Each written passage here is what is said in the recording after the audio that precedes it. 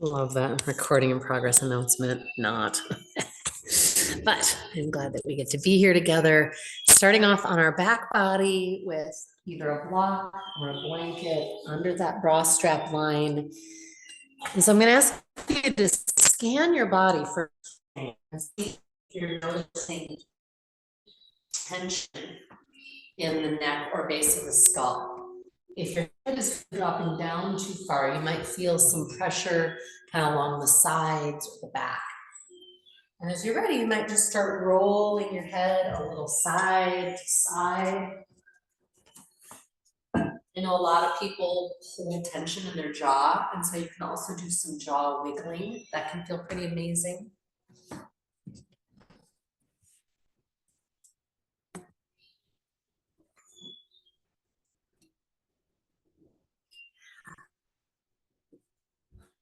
We were talking about how busy things are these days, and I notice how much of that doer tension I hold in my neck. So just letting that head roll around and being curious about where you're holding yours is so valuable.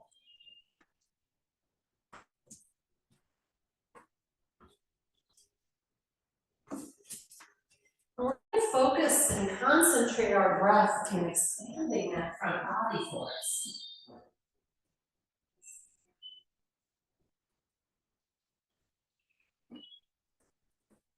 Tuning into that breath wave, that rising and settling. And some of us might even feel some stretching and light massage through kind of that diaphragm xiphoid process. After I've been, sitting at my desk or in a car or just really kind of powering down or massaging, I noticed that all of that musculature across the front gets quite tight and that the breath can create a massage from the inside. Let's come into 3 sighing breaths, focusing again on getting that ever deeper inhale. Last little sips.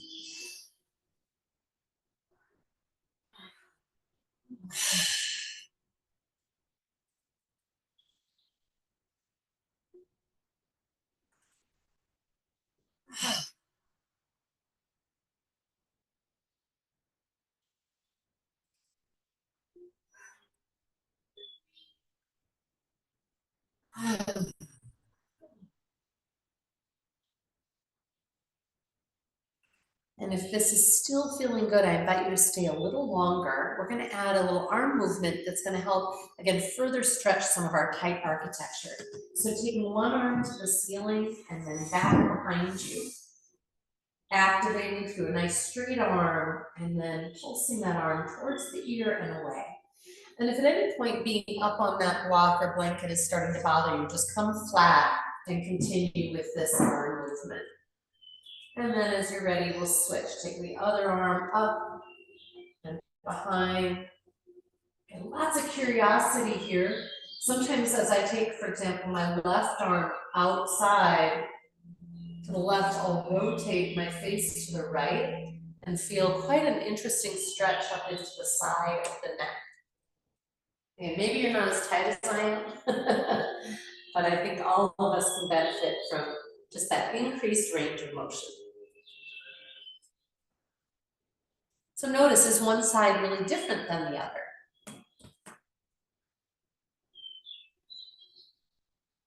And eventually, when you feel complete with all of that, you'll roll a little to one side to come off your object of support. And then I'll have you lay flat. We will take the block between the thighs for bridge pose.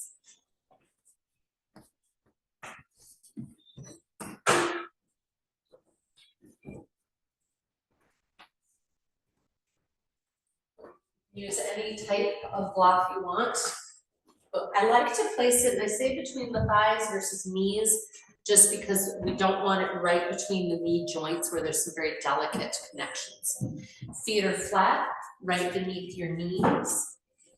We're going to work our shoulder blades just a little towards the spine, and you might leave your arms kind of winging out, or you can anchor through upper arm. Nice long inhale. Exhale, belly to spine, spine to floor, and raise the hips. Inhaling, please descend one rib at a time.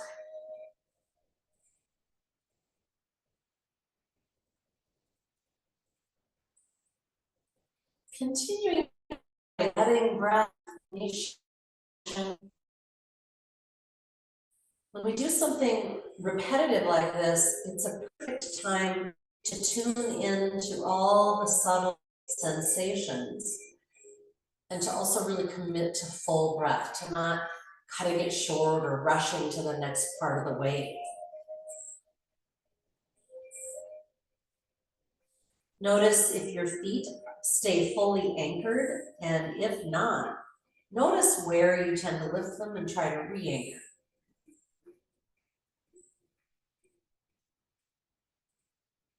One thing I notice when I'm doing the descent of my hips very slowly is I actually feel some good work happening kind of all the way down the spine along the vertebrae. So I'm intentionally kind of tucking my pelvis and letting the ribs connect with the mat just one at a time. And I feel some really good kind of both engagement and release there. And this is so important, right? We hold a ton of tension in our backs and it's used to getting pulled forward, right? Whether we're walking with our head forward and down or texting, yard work, quilting, all the things.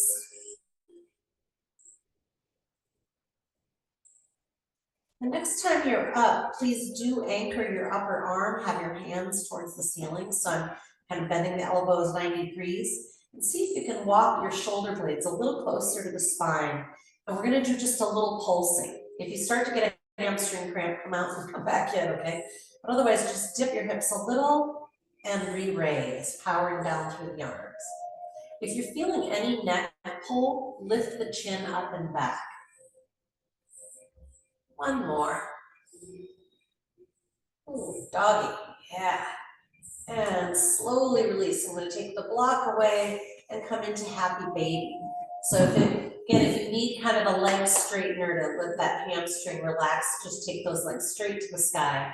Then see if you can get a hold of your big toe, the blades of the feet, the ankles, and draw the knees down.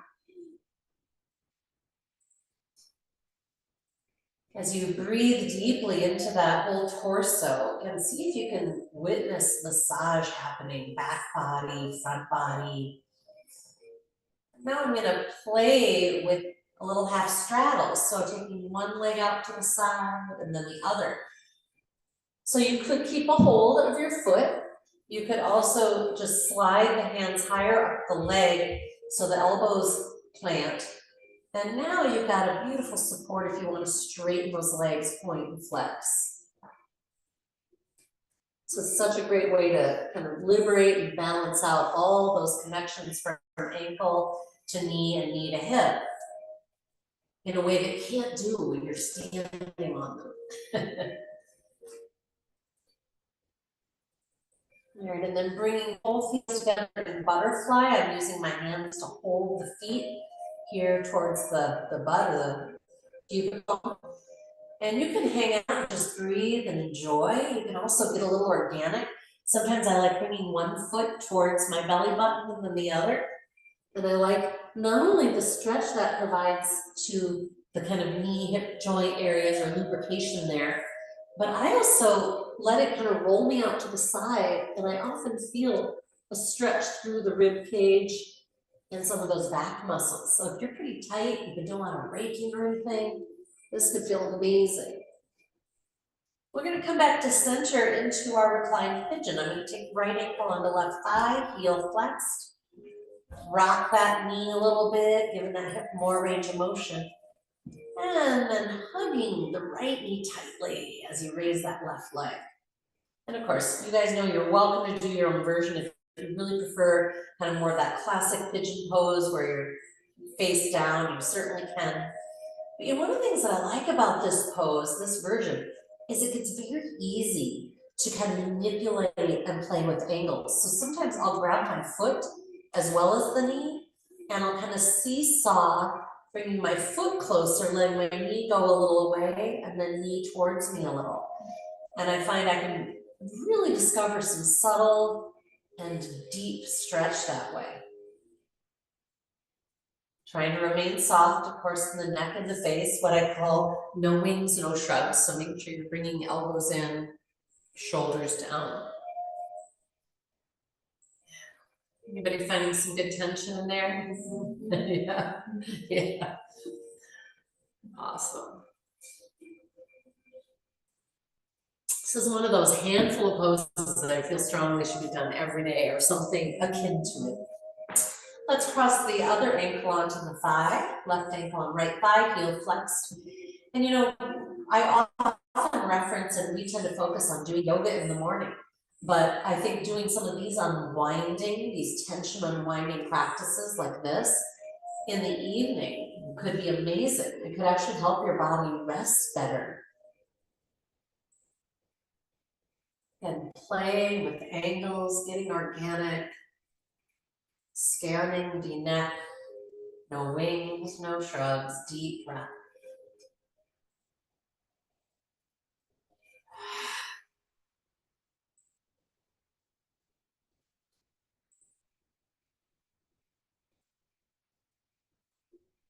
In your own time, releasing, again, sometimes just that hamstring, if it gets really tight, you can do kind of a bend and kick.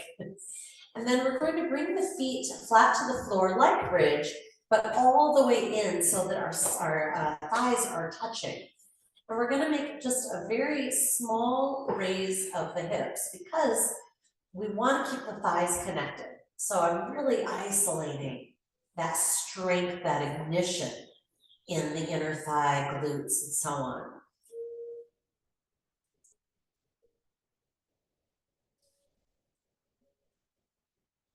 When you feel complete with that, slowly release. Allow the soles of the feet to turn towards each other as the knees settle into a relaxed butterfly. I'm also going to relax through the upper body, letting my palms rotate towards the ceiling.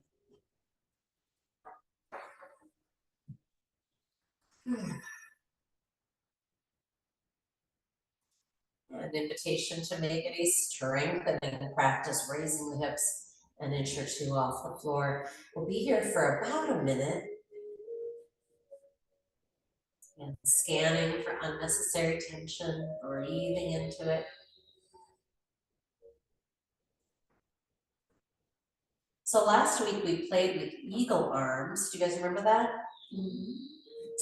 We're going to play with the eagle leg position. And we're doing it on our back because it's infinitely easier to practice when it's not also a balancing posture. But just like the arms, for some people, the full kind of angle of the pose is not going to be great. We don't want it to hurt your knee, by the way, or just struggle with it, right? We want you to be able to enjoy it. So at some point here, when you're ready, you'll lower your hips. We'll once again bring these to belly, just a nice little counter stretch. So with eagle legs, we are crossing our legs. And it's kind of a deeper cross than most of us would do.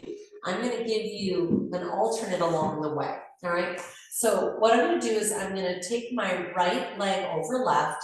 I'm going to use my hands on the outsides of my knees to try and cross my right leg higher than the knee. So I'm trying to get my back of my right thigh on the front of my left thigh, right? So above the knee. And if you just can't do that at all, maybe go back to some reclined pigeon and enjoy that, okay? But otherwise, right here, see if you can get that cross. And then the first step is to, with both feet flexed, see if you can bring the lower leg and feet towards each other. So when I first crossed, my feet were apart, I'm bringing my right foot in against the outside of my left leg. That makes sense? So that's kind of going to be your most basic version of eagle leg. Alternately, see if you can take your right foot and hook it behind your left calf. Giggles from the floor. I know, it's like adult twister. As long as you don't hurt yourself, it's a great game. Charlie horses. Yeah. Oh, Charlie horses. Yikes. All right. So that's that eagle leg. so as you're ready, then we're gonna very slowly unwind and take it out into straddle. Point, flex, and roll. And when we're ready, we'll do it on the other side. So I'm gonna bend the knees, I'm using my hands, bring my legs towards each other now with the left thigh crossing over the right. And I find I need to sometimes lift my left leg kind of towards my chest to make it easy to settle that big old hamstring down onto the right thigh, right? So then once you've got that, you can again flex both feet and bring the lower left leg in against that lower right leg. Make sense? Yeah, you guys look good. And see if you can, of course, breathe there. We're getting a nice stretch through the IT bands. Now, you know, I normally tell people don't cross your legs, right? Like, don't stay here. But we are designed to do this in short periods. See if you want to do the kind of more intense version of hooking left foot in behind right thigh. Right calf. That really would be a challenge. All right, that's your eagle legs. Now uncross, take them wide again in your straddle. Let's inhale, reach your arms overhead. Exhale, anchor your low back so firmly your pelvis tilts up, and then come into a little sit-up motion, pushing through those thighs. And then release. Good. We're going to return to bridge pose and do a little foot hover. So again, just work those shoulder blades in, tilt the chin up and back so your neck is happy. Ever so slowly lifting one foot at a time. And remember, you want to imagine that block between the thighs, so you're squeezing something imaginary there. And slowly release. All right, nice knees to belly. So we're going to do a little recline, thread the needle with our arms. And then we're going to try and put eagle arms and eagle legs together. But again, here on our back, because you can imagine that doing this all standing is a little challenging. And I think it's easier to all of a sudden torque something in your knee or what have you. So again, if you for any reason are feeling kind of joint unhappy, or you know this could be dangerous for your knee, I would ask you to just play with a different, leg alignment. You could just do like we did in recline pigeon. So we're going to take our right arm across the chest and then use your left hand at the elbow. So right arm stays straight for this stretch. Left hand at the elbow pulls that upper arm nice and tight towards our torso. Yeah, I'm hoping you're getting a good stretch across the shoulder joint, maybe into that upper back. Beautiful. Yeah, that looks good. Can you guys feel some of those stretches around the shoulder blade if you get a big inhale? Yeah, I really like it. It's not as much as that little hug thing that we did the other day for me. But I like this stretch so much. Let's switch. Bring left arm across, right hand at the elbow, and draw it towards you.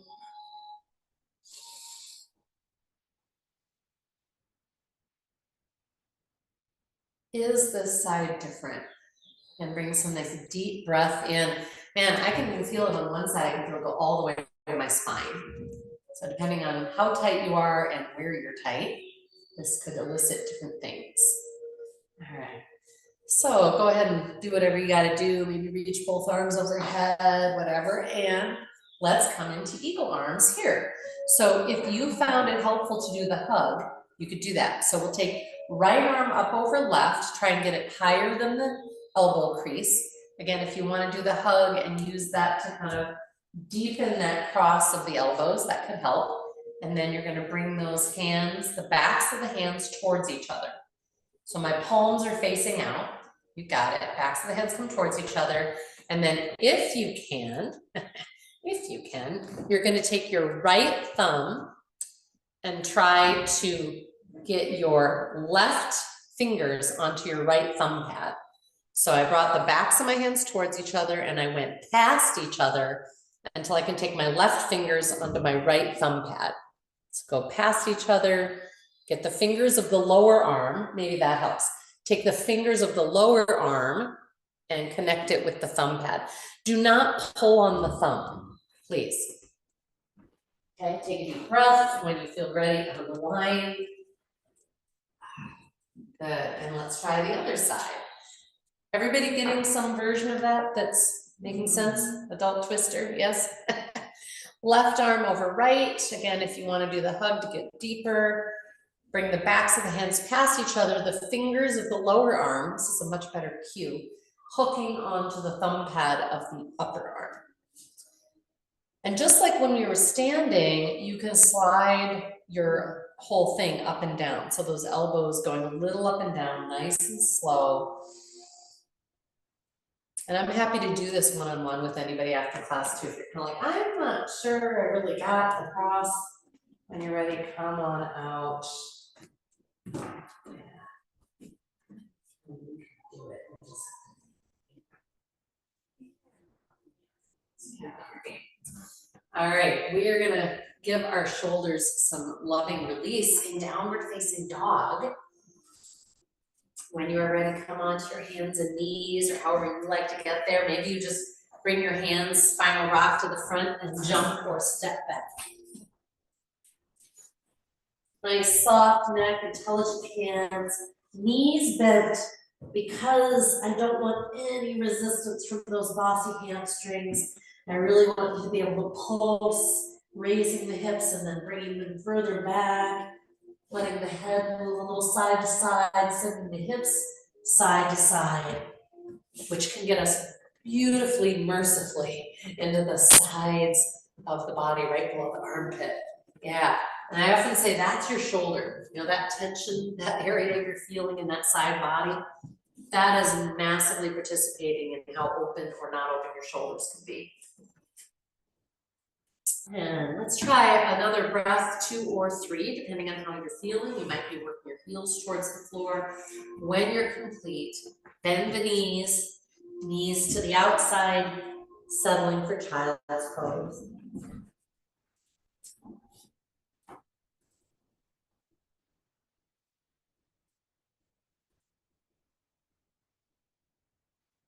And lots of ways to be here, make it yours, but most importantly, bring deep breath to it.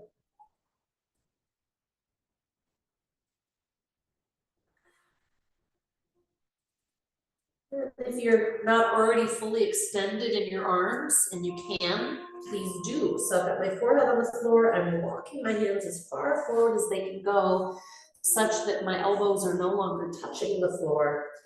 And I'm now gonna kind of do a little side to side movement. So I'm gonna slowly lower my right shoulder or armpit towards the floor and kind of look under my left arm. And then the same other side, lower left, look right.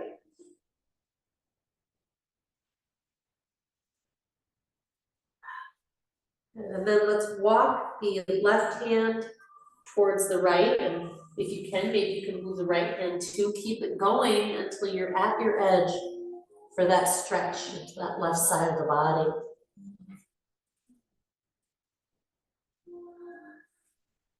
And depending on how deep you've gotten and how deep your breath is, you may even be able to get a stretch into like that left, not just the side of the ribs, but I'm getting it into the area right underneath the breast area.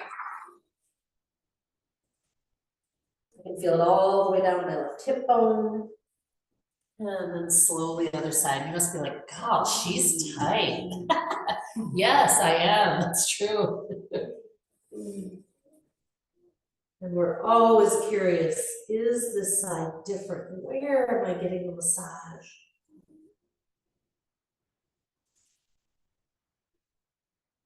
Remember, of course, any little undulations, you know, just rolling your head a little side to side, dipping or lifting through the armpit can bring you, again, manipulating the stretch in a good way. We tend to think of manipulation as a bad word, but actually there's a lot of great meanings of that word. Coming back to center, we'll tuck our tailbone and come up into cat back, and right into cow cat. Inhaling, cow pose, tailbone draws back, heart draws forward. Exhaling, tucking the tailbone, cat back. So we're starting to let the spine experience so many different shapes, right? And I'm hoping that you get to feel how each of these shapes, the breath can fill us and touch us in different ways, right? It goes to different parts of the spine and our structure. The next time you're in cat back, inviting you to hold and again, get organic, do a little left and right. Maybe you're gonna look out over your shoulder. And then we'll come back to center in our stable table. How do we know it's stable? We can clap. If you're hanging on your joints, you won't be able to do that. All right, we're gonna slowly raise the right hand, left knee, and we're gonna take a couple of breaths there. And while we're doing that, we wanna check, did I drop through my chest? Is my neck tight? Can I soften? Let's slowly replant all four limbs. Oh, it's amazing how easy that feels, right? You're like, oh, that part's easy. All right, left hand, right knee lift, couple of breaths. And yeah, if this is feeling like a lot on your hands, then using your fists instead of palms can be helpful. Yes, and I've got another cork wedge too, if anyone wants to try it. It's good. Yep, you guys. Good. So now we're gonna go back and forth, one breath per side. So inhaling, right hand, left knee lifts.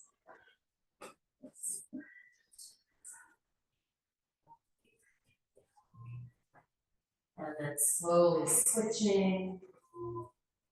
Inhaling, left hand, right knee, keep powering up right through that core. Beautiful, see the difference, that'd be awesome. Keep this going, and now invitation to extend your limbs. So as you inhale, lifting, then extending, make sure the shoulders stay anchored.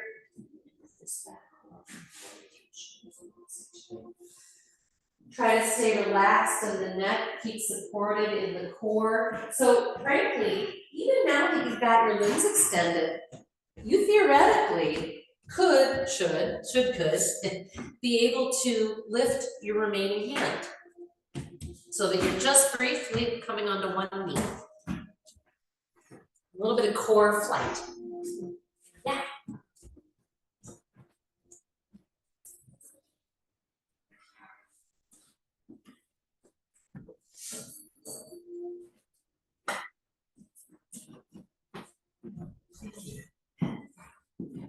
Yeah, and it's also, of course, a fun balance challenge. And when we allow our body to be challenged, and we remove some of the support, all these other things fire up, both in our musculature and our brain. It's real exciting. And we get to notice, do I hold my breath? Am I clenching my jaw? Can I become more relaxed, peaceful, and powerful while doing this nice work, while looking good? Yeah. Ooh.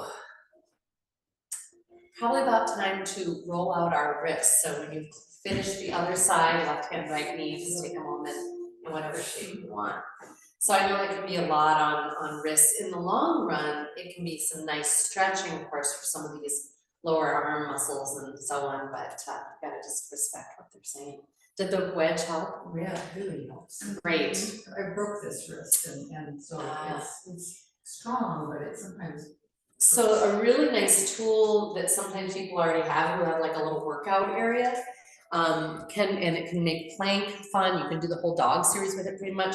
It's actually just a handle that goes like that, and so you're up on this handle, and you don't have to get into like a flexion anyway. Yeah, so you're holding it, but then you don't have that pressure of the knuckles against the floor, which doing fist work over time is really irritating. So that's another option. Yeah, awesome, you guys. All right, we're gonna come back into downward facing dog for just a little bit. Find your most stable, supportive dog. Core, the belly drawing towards the spine, sending those hips up and back. Again, you should almost feel like you could lift one hand at a time, but instead, and you could do that too, I'm gonna have you lift 1 foot at a time.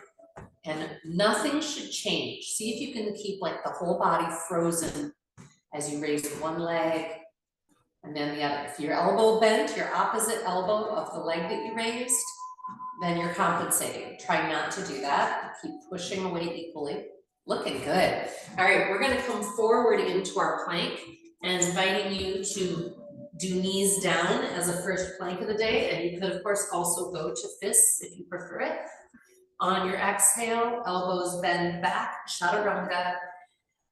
all the way to the floor. We're gonna be coming in and out of cobra. Anchor the pelvis, no wings, no shrugs. Inhaling, draw the heart forward. Exhaling, return. Keep peeling those shoulders away from the ears. Keep drawing the heart forward so I'm not scrunching and pushing myself back. This is just this beautiful breathing into the open space in front of you. One more. And then if you feel inclined to hold and make it flight, bring those jet airplane arms behind you, or if you'd like, expressing briefly in Superman. You can also do this with legs anchored. And release, press back to your child's pose, no wings, no shrugs. So you bring those shoulders down, elbows in, plant and press.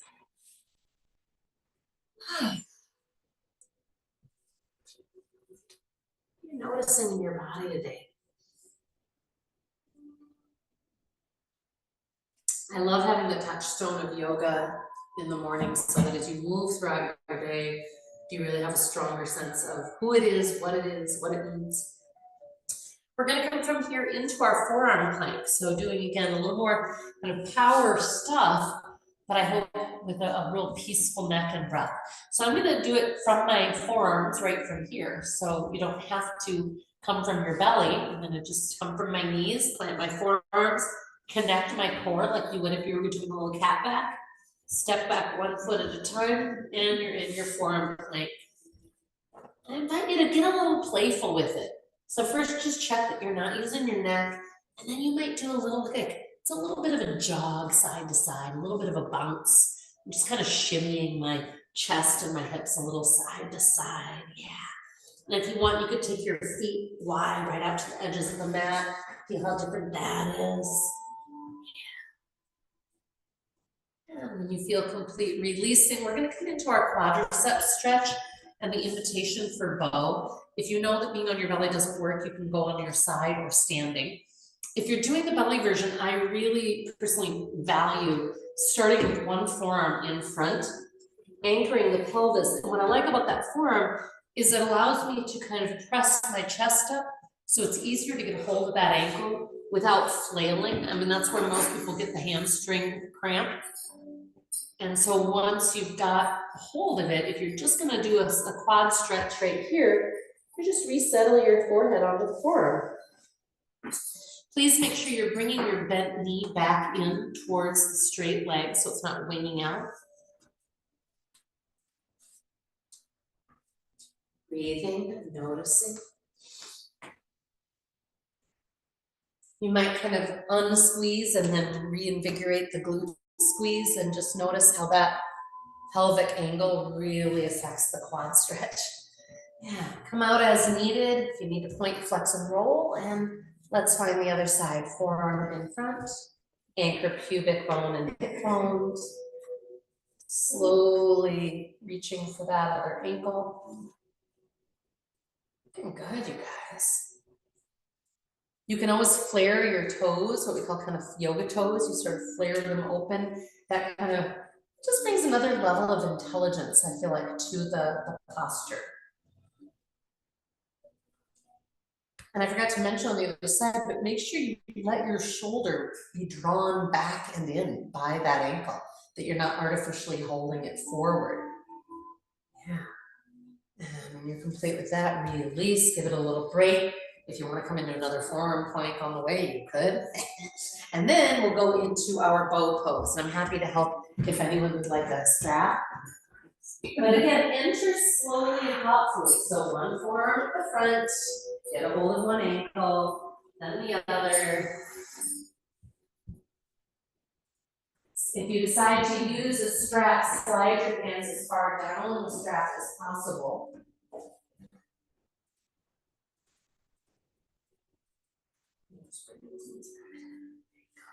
Basically, we want our arms to be straight. And once again, letting the shoulders be drawn towards the spine and down. So you might have to kind of hike up, or however you want to think of it, on the strap. Okay? Just That made me giggle. I love it. It's hard to breathe in both, isn't it? Press those ankles back into the hands. Yeah. You wanna try it with the strap? Sure. It's an amazing massage for the abdomen. You know, we were talking last week about energy and emotions and stuff and how they live our central body. This is a good massage for that. And I'd say you need to come here, closer. So close. So you're real close, yeah. Far away. Yeah, and let those shoulders return back. Beautiful. Do you have ever? And then just press those ankles back into the hands and see if you might say, no, no. Good. Drop your head just a little bit. Like so. Nice. Whew.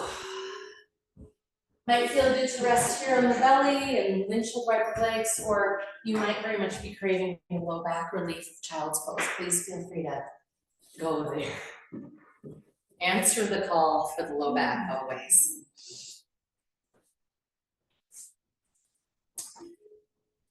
So today we're gonna come into some, I consider them kind of balanced postures. They're also really wonderful strengthening. We're doing gate pose, for example, for side body. In part because I find that they also can be kind of emotionally triggery. You know, we can have that sense if our balance isn't quite right, we'll kind of go, whoa, ooh, right? And sometimes we furrow our face or we stop breathing. And so by giving ourselves these poses to practice in, we give ourselves a chance to bring just equanimity to insecurity, essentially, right? That's what we're doing. And we're living in a time with a lot of unknowns, and I have a lot of people expressing a lot of anxiety about that. Being anxious doesn't actually make things better in general, otherwise I'd be for it. So instead, I'm for resiliency. I'm for like, notice that you're anxious about something, return to deep breath. You know, we can always ask, is there something that I need to do? Is there action? And if not, then let me try and find peace in my body. So we're gonna come up onto hands and knees. And I'm gonna talk you through the entry point to gate pose step by step. And I find that each one of these makes a big difference. Okay, so number one, I want to be in stable table, right? 2, shoulder heads anchored down the back. 3, I'm going to step back my right foot and I'm going to squish the sole of the foot into the mat. Now, if you need to have it a little bit in front of you versus straight back of those left toes, you can do that.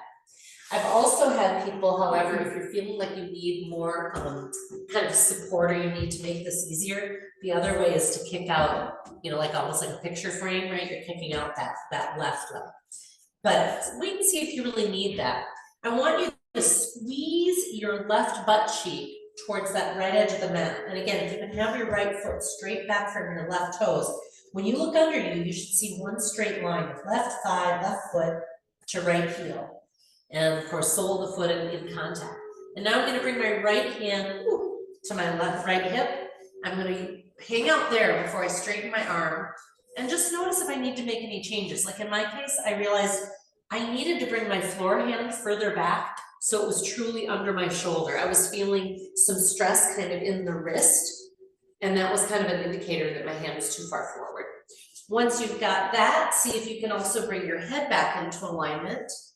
Open that top shoulder, raise your lower ribs towards your upper ribs, and if it feels appropriate, then raise that upper arm. If your neck is feeling a little stressy, look down. That tends to be the easiest. And then I'm going to ask you to let that right arm kind of come behind you a little bit. So I'm allowing my right rib cage to open towards the sky a little. And slowly return to table. Nice core support, so nice kind of belly to spine.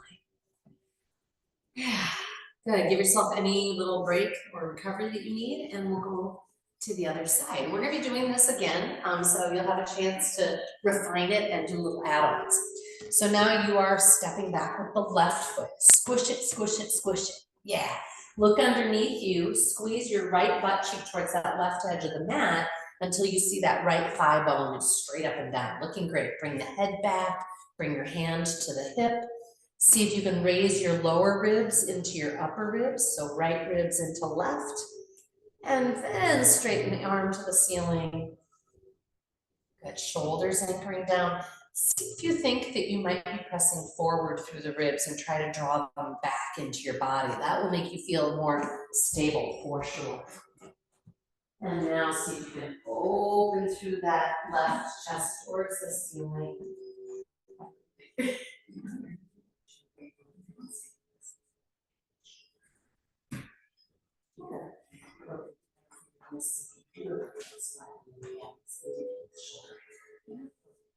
Especially because we're gonna do a little add on the lower. So here's all sorts of little selection. Just a little pull up, even your hand back just a teeny bit, see what you think. It's funny because I still want to keep it back, so it's almost like the whole torso has to come off. All right, and come on out. You know, it's a lot of wrist work.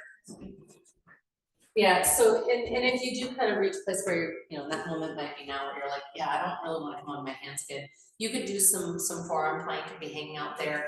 And actually, I've had a lot of people who really enjoy, so let me back up and say that one of the things we're strengthening in this pose, if I remember to tell you to do it and you guys remember to do it, is the contraction of this whole waistline. And another place that you can do that, and sometimes people will play with, is just working kind of a sidearm plank, but on their forearm. So that would be an option. Otherwise, what I'm gonna offer you is the option to come into your gate pose. I'm gonna do it on this one. I have an ankle that I kind of strained recently that doesn't really appreciate full weight at an ankle yet. So you're gonna come on up into your pose, and if you want to, you can play with just letting this leg fly. If you do that, I do not want your butt going out behind. This is not the pose, right? So you have to maintain your height, if you will, of your hips, and that they are forward. And you can play with also bringing that foot up underneath the other foot if you want to do a full sidearm plank. Then you stack those feet at the bottom of the mat like so. And then you will absolutely feel deep side body work. You know, it's funny, I get thinking about how, like, if somebody wants to like look strong, they're like, yeah, I'm gonna fight you or whatever, there's that getting puffed up kind of, right? There's that sort of thing. And it's kind of fun to think about, like, this is like the sleeper strengthening exercise of like, oh, I'm powerful, and you won't know it by looking at me because I'm not doing any kind of thing. But side body strength and flexibility allows us to move quickly, whether we're fleeing or fighting or lifting or moving quick to catch somebody who fell off a curb. Right? It really makes us strong and resilient.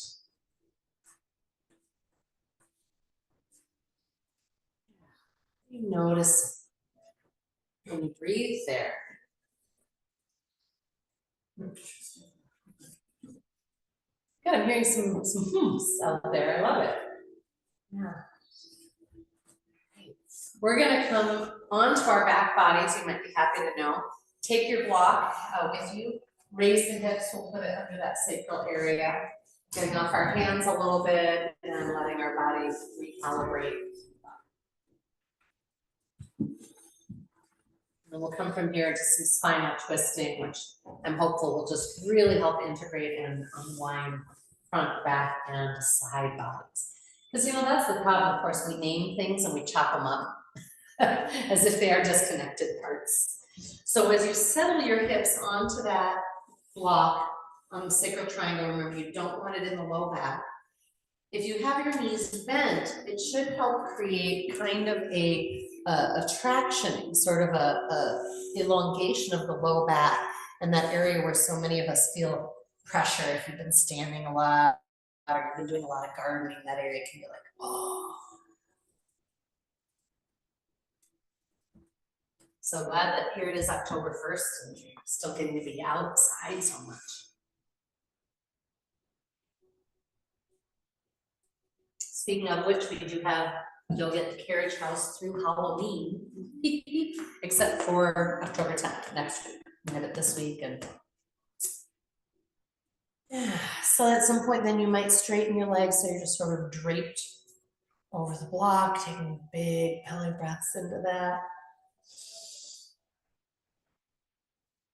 So during quadricep stretch, I'm curious what you might have experienced in terms of tension through those quads, but maybe even hip flexors. And do you receive a stretch in this shape? Does this bring subtle stretch?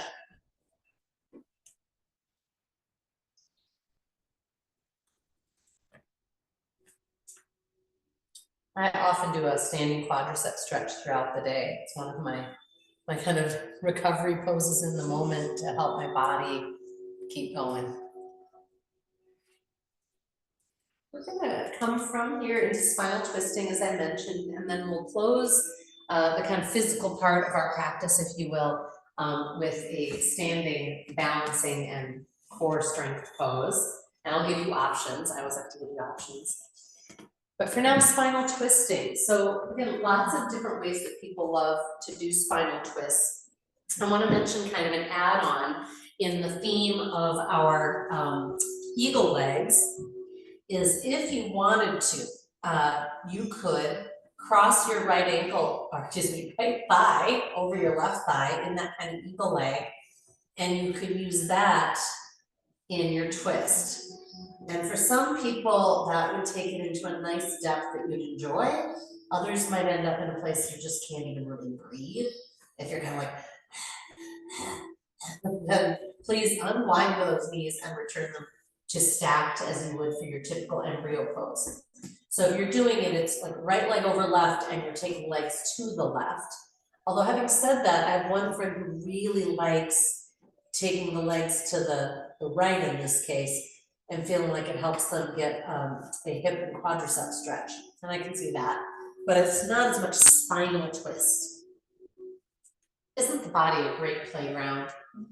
Yeah. So of course, exploring with that back arm can be amazing. You know, so much of say neck immobility or stress that people have, there's almost always something participating up into that upper chest and upper back. So the more you can discover that area and breathe into it here, the better.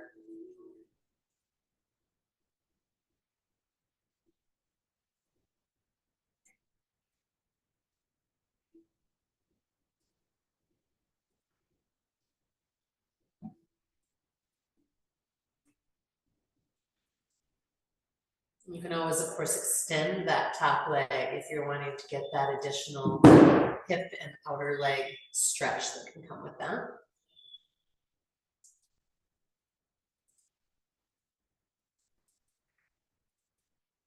Of course, in your own time, exploring the other side.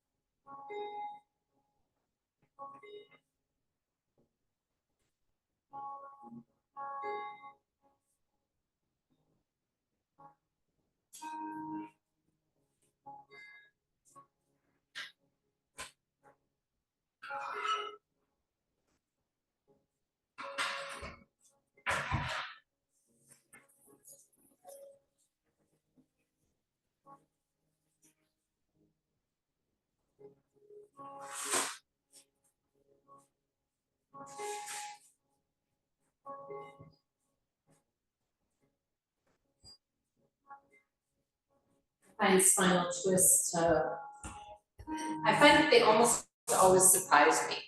That I find something I didn't know was there. Again, it might be a profound tension through, you know, one rib cage across the front, or I guess it's one rib cage, but you know, one part, one side. Again, using the breath to go there, to get in there. When you feel complete with that, I'm gonna invite you to roll onto hands again for dog, downward facing dog, with the potential for dog series if your body's craving that. You could also just do some spinal pumping, cow cat, or parts of dog series, like up dog, down dog. I know some people with chaturanga, maybe their shoulders don't like that. If you'd like to join me, you're inhaling to your plank, knees or feet. When in doubt, knees down. Again, core support, no hanging body. Exhaling, nice low push-up, just bend those elbows. Inhaling cobra, or if you like, coming onto the feet for upward facing dog. Exhaling, downward facing dog. 3 sighing breaths with all of that core ignited and the head liberated.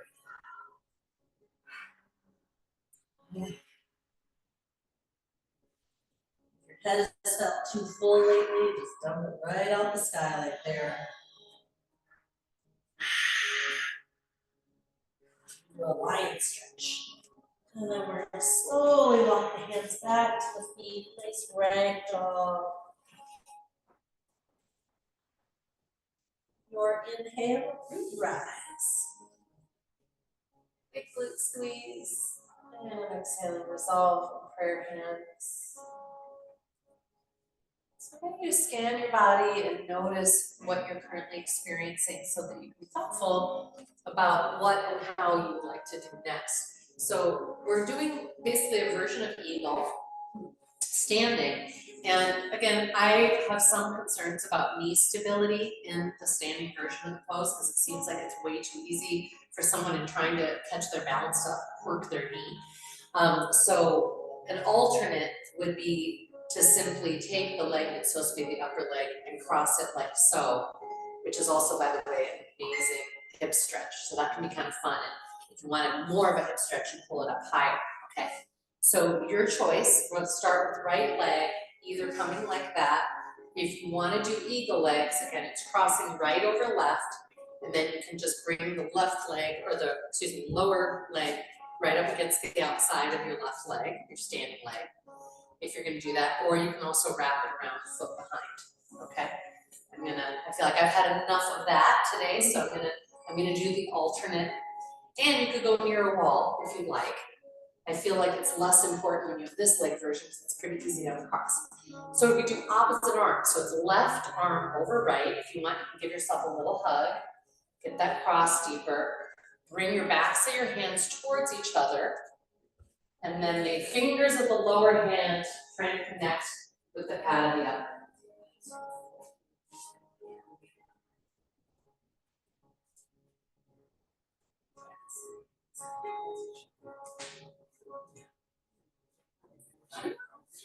So maybe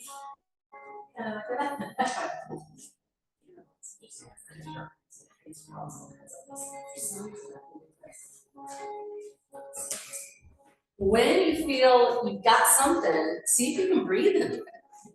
All right. Nice. And then at some point we take flight and you do whatever you need to do. I had such a cool experience this morning. I was driving up the Q Hill with my contractor at the retreat property, and I saw this huge bird, and I figured out it was actually a vulture.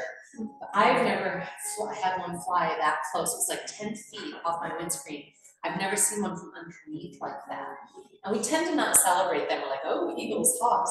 It's a beautiful, beautiful bird, and it just kept flying in front of me. It was so cool. It was so cool. All right.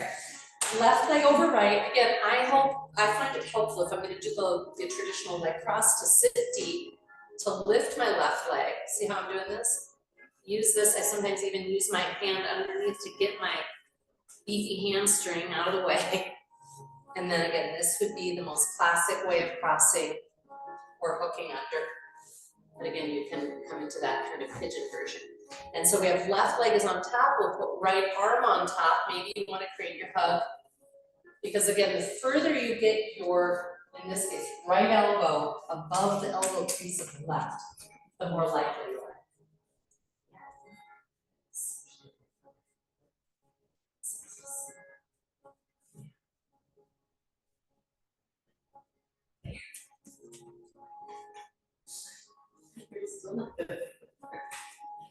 Cross. Yes. That was awesome. Well, and that's why I say sometimes the thread the needle pose is actually a better stretch for some people, right? Or just the hug, if you're digging the hug. I mean, really, the truth is the hug can get you a lot of what the eagle arms do. And especially if you kind of raise your elbows a little bit up and down and take a deep breath, what I'm feeling is all that stuff in around the shoulder blade that the eagle arms gives us. All right, let's come out and encircle, notice. And let's do a little yoga mudra as a nice counter shape before we wrap up our physical part of our practice. You're of course welcome to continue. If there's something that we didn't do that you're now inspired, maybe you want to do some more standing balancing or what have you, be welcome. Fists pressing towards the earth, coming away from the body. Yeah, reminder that just adding even a little bit of a strap can make such a difference. Where are you feeling your tension? I'm thinking maybe some nerve flossing might be actually good before we come out. Yeah, all right. So when you come out, let's do that. Let's come into our prayer hands for nerve flossing. Neck is soft. See if you can get your forearms so that they make a straight line. If you can't, don't worry about it, and I'd rather have the hands connected than apart. Slowly, each way. Just a deep curiosity. What's in there now? And try not to come so far that it moves your shoulders. Try to keep those shoulders square. You got it. And what it should be bringing us is sensation kind of into the forearms, especially up into the elbows. Sometimes if I've done a bunch of massage clients or we've been doing a lot of heavy carrying, I'll feel it really strongly through that whole kind of the carpal tunnel area and feel like I can get some good stretches.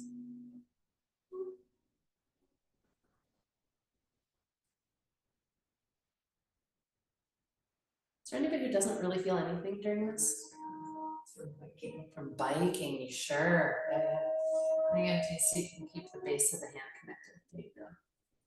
And you won't go as far, but you don't need to, right? But with that sensation. And you come out, you might just do a little point and flex and roll. Good. Let's be waiters for a moment, shall we? We'll take a platter, a tray of drinks. Dump them down to the outside. And then back up.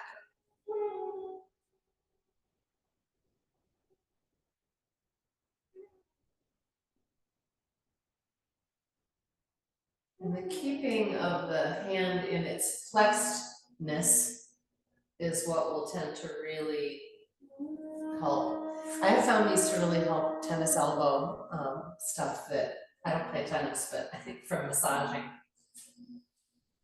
And you might do about a dozen on each side, which you could do more of these at home, but you get the idea. We'll do the other side.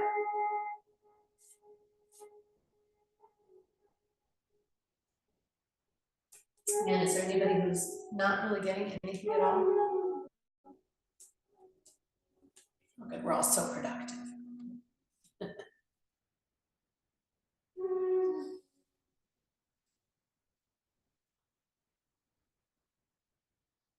And then the third one is the pretending you're putting your hand behind you to collect a tip. And so you have your hand kind of in front, and then you go behind with the fingers kind of making a little bit of a beak, like someone's going to put a little tip right there in the pocket. And then in front, collect the tip. Front, collect the tip. And I use the in front time sometimes to really actively stretch my thumb and pinky part because I take up so much tension here from again just squeezing all day.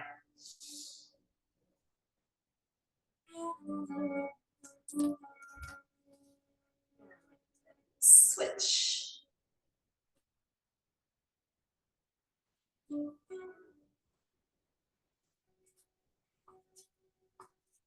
Always interesting. Is this side different? If you're not feeling much, check that you're actually getting your elbow straight. That can make a difference. And if you want to explore, you could try kind of rotating your beak out a little bit By the way, I'm not talking about your face beak, but the little fingers beak, yes.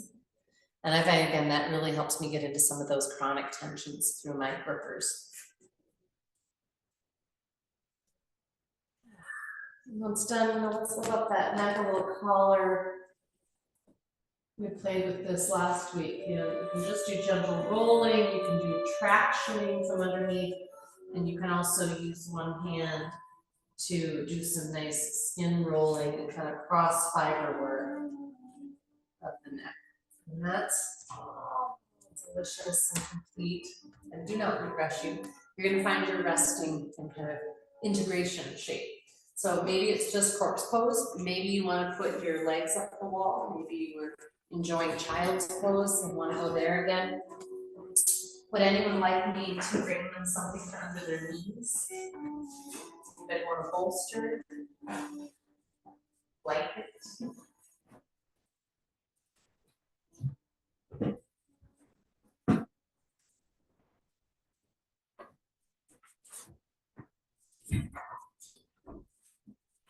This is your yoga. We're not gonna talk of it as sort of the most important part of the practice, where we integrate everything we've done. We let our nervous system and our brain-body communications get good with each other and everything you did. I'm coming around to offer a shoulder press. If you prefer me to skip you, please give me a wave. Thank you.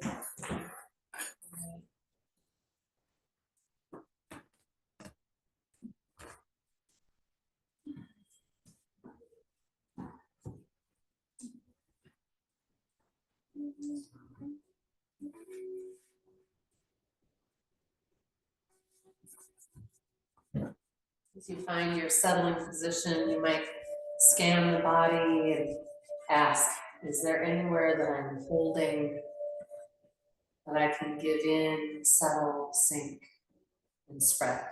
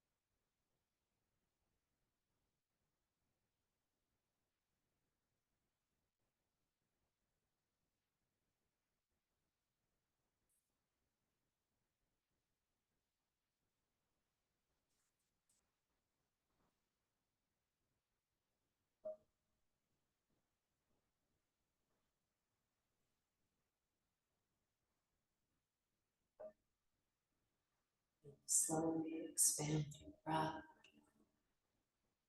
While you're still in this integrated space, I might ask simply, what's needed for today? What would create a beautiful experience of being well and whole in my body as I move throughout space and what life asks?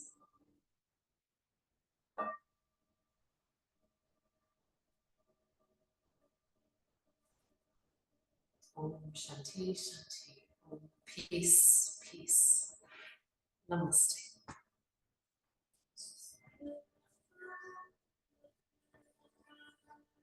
Thank you, as always, for being such sort of focused, committed, working hard at it while being also curious and playful and so on. I always am so grateful that I get to have that with you guys. You're awesome. So, thank you. Aw, thank you.